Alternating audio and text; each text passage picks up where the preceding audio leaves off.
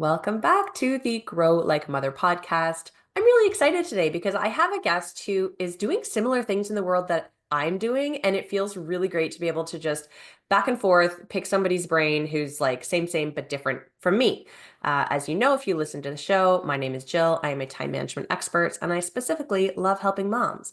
And my guest today, Alyssa, is also a business expert and coach who loves helping moms. She had 5 kids within a 10-year span and went looking for her next challenge. So she found this online business, and now she's like a take back your time coach for other work from home moms who want to love their work from home lives again. Because as we know, if you're in it, it can feel kind of sticky sometimes. So Alyssa helps moms spend more time cuddling with their kids, less time cleaning up after them. We can get the workouts in, the journaling in, the hobby time in. All those things that we need every single day. She's able to help us find the time to do that and be able to do deep work for hours, guilt-free, as we scale our businesses and our revenue, but not our hours. So this is very exciting. Welcome to the show, Alyssa. I can't wait. Thank you, Jill. It's such an interesting place that you come from in terms of being a super busy mom. And you chose to take on this role as an entrepreneur and to work from home. Can you tell me sort of what it is about having this busy and full life that really like lights you up? Well, actually, to me, I was never busy. I started the business because I was getting bored. I had too much free time. Got it. Okay. And so what does that feel like when you have 5 kids and free time? That looks like 3 hours of me time per day that I get for myself. And that's on top of the homeschooling, it's on top of the business. It's pretty great. Wow. I'm an introvert, so. Yeah, I know. I am too, and I really need that time. And I'm noticing more as I go. I just have 4 kids, but as I have gone through my motherhood journey, I've realized that I need a recharge where it's just me time. Not everybody is like that, but you and I are. And I think that this is a really great place sort of to start our conversation because if you're listening and realizing that you also need some time to yourself, Alyssa, I would love for you to just throw a few tips at us in terms of like, how can we use breaks throughout the day to claim some of the time back for ourselves? Yeah, so first off, what I want you to try to do is if you ever notice a pattern of I'm always melting down, like before my kids melt down and I can put them down for naps or whatever, see if you can schedule in a preemptive break there because you're not melting down because you're immature, you're not a gracious enough mother, you're not patient enough. It's because you're at the end of your rope, like you're past the last straw moment. So what we need is for you to fill your own cup ahead of that because it really doesn't work as mothers and business owners to just say, let's work straight through the parenting and business day, head off to second shift, and then maybe get some time to ourselves in the evening. Like, we don't have that kind of productivity battery. We're not guys. So we need to put breaks in for ourselves. And I'm not talking like, here's 5 minutes scrolling on your phone. I'm talking actual long enough for you to rejuvenate. And that may vary person to person. You might be good with 40 minutes. You might need 90 minutes. You have to have at least one longer break before you head off to your second shift. Yes. I love that idea. I think that super smart transition periods can be really helpful for switching gears, switching hats, making sure that you have what you need to go into it to show up as a version of you that you want. Um, and I'm also curious, what if you are a work from home and a homeschooling parent? Because I'm not a homeschooling parent, so I'm so curious to know, like, what are the kids doing during this time? I'm working before they get up and I'm working during afternoon quiet time. So they still have, well, and now that they're a little bit older, like I don't have toddlers anymore, I can work while they're eating breakfast and pouring their own cereal and milk that I couldn't do before. But effectively, they're still having the morning homeschooling, chore doing, lunchtime with mom. It's just that I have split my workday and I've trained everyone that in the afternoon, you should be done with your school subjects as well. You should get a break. I view it as I'm being proactive so that they don't ever get sucked into hustle culture, when they're grown-ups. Hmm. And everybody is like, yay, mom mandated some free time for us. This is great. So that means if you still have a couple chores, like say someone needs to clean the bathrooms, I don't want them running around the house doing that in the afternoon because it's more noise. They might have questions for me. I'm going to say, you can go do that when it's time for me to start prepping supper, you can go start chores again. But right now, this is downtime. This is quiet time. I mean, it helps that almost all my kids are introverts too. So everyone's like, yes, we're so ready to be done.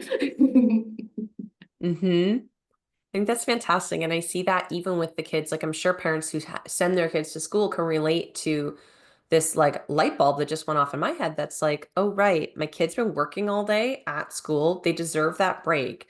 They deserve for me to teach them, no, no, now is a time where you get to take some time for yourself and reset when you come home from school instead of going into directly homework or directly activity or directly like, hey, I want to take you to the park, which is something I tend to do a lot because I'm like, I need you to wear your energy out. And that can be for them like downtime as well.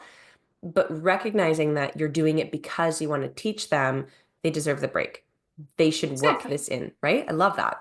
Like you don't expect more from them than you would from yourself. Yeah. Yeah. Okay. This is fantastic. I'd love to just get a couple more general like time management strategies for us as work from home moms who maybe do have kids at home or maybe we don't, but like what are your top three, let's say, things that you like to recommend for people? Well, number one, instead of getting all just do it 5 a.m. club about your schedule, what I want you to solve for first is where do you feel resentment, annoyance? You're angry at your family because they're not helping out enough, or your workday is never flowing smoothly. Like you need an extra 25 minutes to wrap stuff up, and it happens most days a week, but you're not getting it. Those are the things you need to tweak first because your day is going to go so much more smoothly if you actually enjoy it and you feel like it's been built and set up to support you and not fitting into this mold of, well, but a good mom would drop everything the moment they get home from school, or the good mom would be done with every single thing, including cookie baking, or whatever it is, the story that's going on in your head. That's fantastic. I'll just chime in real quick here and that like the good mom would. I had a moment where I don't know what it was, but I felt like I should write little love notes to my kids on post-its in their lunches. And I was like, okay, I'm gonna find the time to do this. It's gonna be blah blah blah.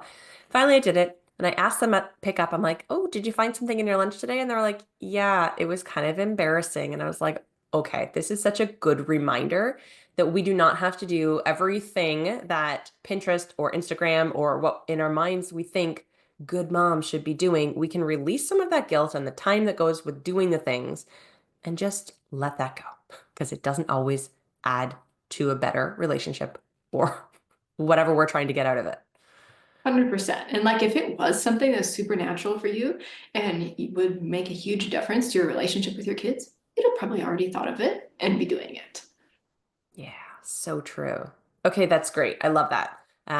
What's something else that we can be doing in terms of managing either our time, expectations, um, in the day to day? And then I want to switch gears and sort of look at this quarterly calendar, like what I call seasonal, like seasons of life.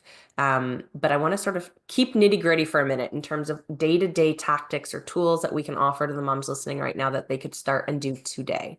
Yes, I want you to get really ruthless with your task list, especially if it's on the housekeeping end. If your kids are in school, they can be doing some of this for you. Yes, not the sharp knives, not driving to the grocery store for something, but how much on there could they actually do if you trained them? I mean, take the laundry. Can't they be driving over the dirty laundry baskets, loading it? Maybe you need to program the buttons or the soap if they're not terribly responsible about that. Okay. But certainly by the time they're 10, they should be able to do that. They can be taking out the clothes. Yes, you can train someone. If this is in this certain delicates bag, you never put it in the dryer. You give it to mommy and she will hang it so they don't shrink your stuff. This can all happen. And we're talking dishes, dishwashers, toilet cleaning, bathroom cleaning, putting the groceries away when you come home. Like this is our vegetable drawer. All vegetables go in here. If we have too many vegetables this week, here's the overflow spot in the pantry. Like, what of all this basic housework stuff have you been doing because you feel like it's the mom role? Again, what a good mom does. But they could actually be doing it. Hmm. That feels so like it's such a relief just even thinking about the different things that I haven't, and probably a lot of the listeners are like, oh yeah, there's at least three or four things on my list that I do daily or weekly that I can train my kids to do and assign it to them. Of course, they're not going to know how to do it right away unless you teach them, and it will take a little bit of your time and energy to sort of monitor in the beginning and teach them, but it's just like any other routine that they do. it'll become second nature. And I think those family contributions are really important in raising like self-sufficient adults, which is kind of the goal of motherhood, I think. Yeah. Do you Yeah, really want to send them off to university saying, I don't have a clue how to do any of this? right. Or throw it all on them when they're 16? They're like, sorry, mom, I don't do that. Yes. Yeah. I know that one. I have a couple of kids who are in their teens now who I didn't raise when they were small. They're stepkids, and there's a big difference in terms of the level of accountability and sort of um, willingness to participate, which is kind of interesting. And I see the value firsthand of being able to start that when your kids are young. But if they're not young anymore, you haven't missed the boat. It's not too late. They can still do things. 100%. You're still the mom, so you can set the expectations. Yeah. Yeah. Okay, great. And I want to dive in now to this sort of like quarterly calendar. We'll call it seasons because we're just sort of entering into spring and summer. Maybe you're halfway through spring. When we're releasing this episode, we'll be in the throes of summer. Um, and as we know, as things change in our lives, our routines need to change. But I'm curious on how you recommend doing like a declutter of our quarterly calendars. First thing I look at is this something that comes up every single year? Like, since this is coming out in summer, do you get hit every summer with, I want to take kids to the pool or the beach? I want to play hooky every Friday. I want to play hooky Wednesday afternoons. And have you been guilting yourself over that for feeling like you need to take a more year-round, constant approach to your business or your clients? Why don't you view the seasonal way and say, oh, but I only do that in summer. I'm not doing that in December. I'm not doing that in March. I'm not doing that in September. I'm allowed to have a holistic annual plan for the business and for the family time with my kids. And that may include going harder in the business in some seasons, lighter in others. It removes a lot of the pressure if you can say, oh no, it's not that I'm flaking out all of a sudden. Every July, I feel like taking 3 weeks off. Okay, I am going to schedule all our family vacations and pool time and beach parties and whatnot for July instead of wondering whether I'm losing the fire for my business and, getting into all this internal mindset gunk. Yeah, smart. Recognizing the patterns and your natural tendencies. They are sometimes cyclical, and the ones that are, you can pre-plan for. And I think also if it's not something that happens every July, you can still be in a place where you're like feeling the urge to, like you said, play hooky or have more pool time or whatever. And it might just be right now. It doesn't mean this season is going to last forever, that that feeling is going to last forever. But recognizing if you're in a season, it's okay to make a shift just for the season. It's okay to say no to something or yes to something just for the season. It doesn't have to be forever, these decisions that we make. I get stuck in that trap a lot. I'm like, okay, I'm going to make a decision to change something in my life. And then I sort of future project it for always, but it doesn't have to be that way. It can literally just be for now, which is really Same. empowering. You have to unhook from that. Yeah. And Yeah. even if you don't have like a reason, if you have a newborn, you're like, oh, yes, I've got a really good reason here to pull back. But even if you can't pinpoint, this is why I have to pull back, just give yourself the permission to do it anyways. Hmm. Yeah. Were there specific seasons in your life, uh, can you give us examples of where this showed up for you as your seasons were changing? Yeah, so I've got a lot of homeschool season changing right now because I started the business with the 7 month old. Well, the 7 month old is almost 6 now. So every time I add a new kid to the homeschool, you have to start doing the numbers, you have to start teaching them how to read. Sometimes that goes well, sometimes it doesn't. It's like I have to make sure I'm pulling time out of my work schedule or my housekeeping schedule and putting that towards the homeschooling. And then I've got teenagers too. So now they're taking club tests, they're taking dual credit courses at the community colleges. Well, guess who needs to chauffeur them to everything? What does that do? And am I willing to pull back on business responsibilities in order to do that? Or is there a way for me to flex and bring the laptop along, bring something along, talk to them in the vehicle instead of having the quality time later in the day with them? Like, what needs to shift?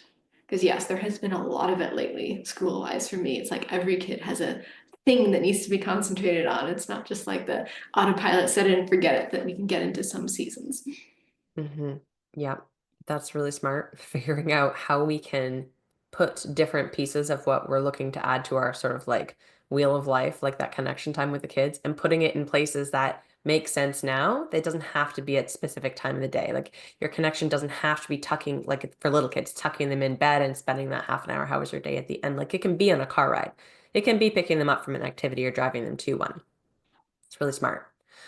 I'm curious, what is like productivity really look like for you and for other work at home moms that you work with? Like, what is productivity as we're in this role of work from home mom? Productivity is really about, did you hit your priorities every single day?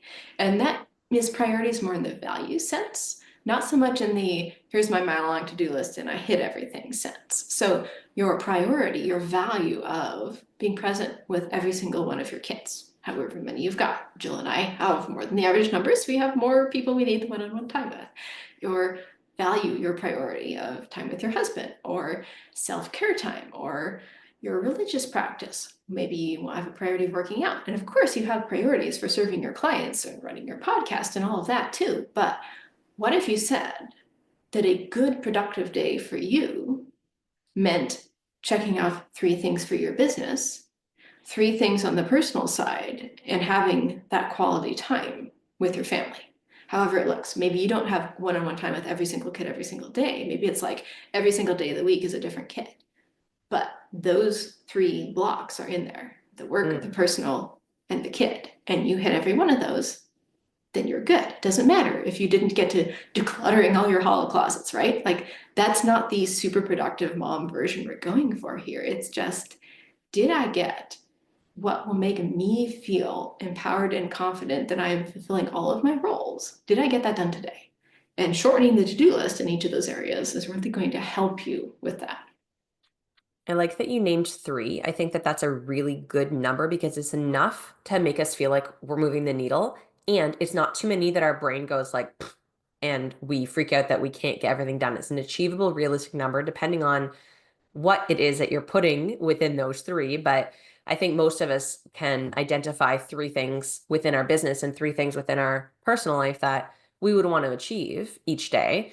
And that doesn't feel overwhelming, and it's going to be different day to day. But the other thing I really liked that you touched on was spending that connection time with the kids. And it might not be each kid each day. It might be spread over a week. And that's something that I really like to talk about too, is the looking at a span of time of a week rather than a day. When you're looking at the productivity and the to-dos and you can't get a full picture day by day because everything is constantly shifting. Each day is different. A week is a much better portion of time to be able to look at and say, okay, here's what I want this week. I want to make sure I connect with all my kids. Okay, I can spread it out over the week and that still is achievable. So thank you for that. Exactly. Like even the workouts. Maybe you have on days and off days. You better not be looking at it daily and picking the non-workout day and then saying, oh, I'm so terrible. No, you aren't. Take the weekly view. Yeah, 100%. I like to talk too about like weekend habits, like building a habit. Everyone's like, oh, we have to do it consistently versus, whatever. There's a bunch of different research, but 60 days, call it. Consistently doesn't mean daily. Consistently just means like you decide on the frequency. So it could be a weekend habit and it takes it longer to build, I guess, if you're doing it only on the weekends. But if the consistency factor is you're doing it on the weekends versus you're doing it every day, you're not failing. You're just working it into your life. Yeah. Okay, great. And I want to also talk about like back into this idea of seasons within the business and the household. And obviously some are busier than others. We know like usually holiday season's really busy, usually summer's really busy. Um, what are some ideas that you have for us or tips or just general wisdom that we can use as we're in a busy season or maybe even gearing up to a busy season to really set ourselves up for success and not um, wallow in any mom guilt, which is a big deal. It is. And the first thing I always like to bring forward for my clients is remember what you're choosing. If you feel like I've got to choose the sports practices and the rehearsals and the recitals and the business and a whole bunch of other shoulds, maybe you need to reframe the busy season to, well, I have these 2 top priorities. It's a lot easier in life if I only have one, but because I'm making both of them top, I need to drop all that housekeeping stuff, right? Maybe you don't have the funds to hire this out, but maybe this looks like saying, we are eating the same menu rotation every week for this busy season because this was like a 6 week spot. Maybe it's Instapot meals every time. Maybe it's mac and cheese 3 times a week, like whatever it is. You are pulling back to the minimum required, the minimum required cleaning standards, the minimum required food variety standards. Okay, none. We are not pulling back to minimum on connecting with your kids, hitting the business to-do list, attending their games, but we pulled back on absolutely everything else about your life. Like to your earlier point, if this is not forever, this is just for this season. We're not giving up on that. Oh, yes, I have a wonderfully sparkly clean house. We're just saying, right now, a light cleaning is good enough every week because I can get that in 30 minutes, or the kids can get that in 45 minutes, and them spending an extra 15 is good. We're good with that, but we cannot deep clean anything. But we aren't going to grow mold patches everywhere in 6 weeks. We're fine. Hmm. Again, it's that realizing it's for a shorter amount of time. And that's a great way, I think, to release some of the guilt of a decision that you might have, or something that you need to sacrifice on, or because it is only for a short time, it's not for forever. Do you, well, you probably don't anymore, but did you experience mom guilt? Is that something that plagued you? How did you get over it? Yes, definitely did experience mom guilt. I had to shift a lot of what I was doing in terms of like roles, expectations, responsibilities when I became the work from home mom, not just the stay-at-home mom, because that's all my 5 kids knew. Mom is here, mom is doing practically everything. Mom only delegates when she's, in the squeezy stomach on the sofa period of pregnancy type of a thing, or the postpartum. And all of a sudden, it's like, if I want to make 4 hours a day for a business, this time has to come from somewhere. I have got to cut back on the housekeeping stuff. I have got to train them to do more. Ooh, what is it going to do? Are they going to feel like mom is outsourcing to me so she can slack off and fiddle on her computer all day?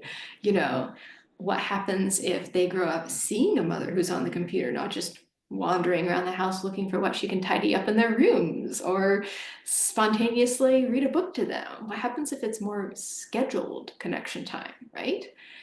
And then I found that this was not a quick fix for me. It was more like I had to ease into this new role.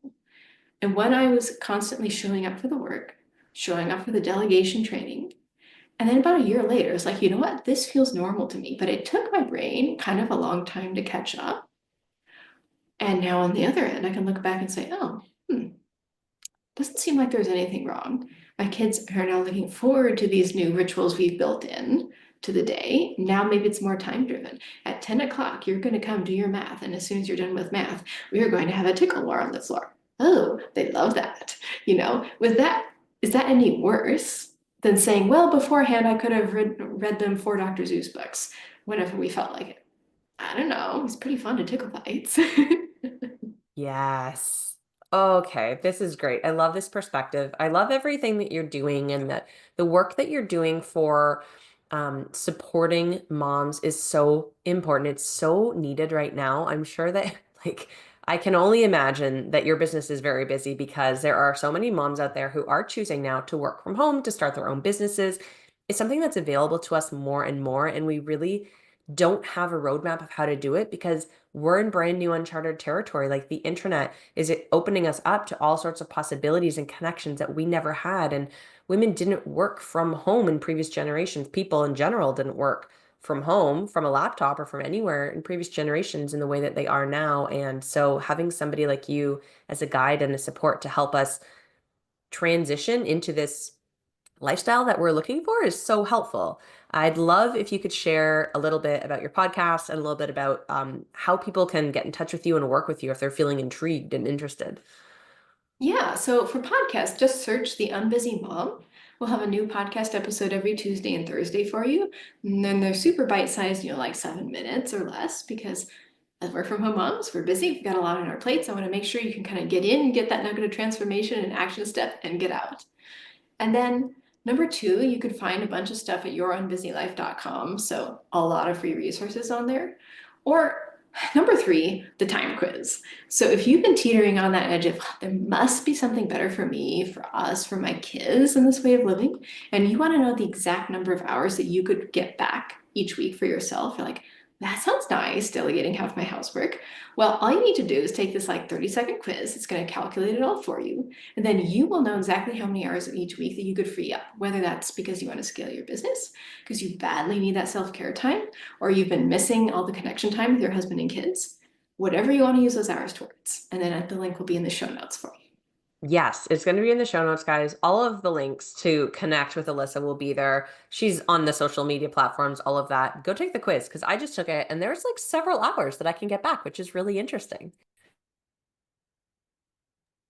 Well, as we wrap up, is there anything that feels still unsaid or that you want to make sure all the moms in the audience hear today before we release them back into their days? I think this has covered about everything, but if you need it, like here's your giant permission slip. Both Jill and I are telling you, let it go. Take the big picture view, take the seasonal view. This is just for now. This has nothing to do with your worthiness as a mother or the business owner. Like you are doing enough. It is good enough. It is okay to switch things to make them easier for you. You've got this. Yes, you've got this. Well said. Thank you, thank you. And thank you everyone for being here and listening. And until next week, keep on growing like a mother.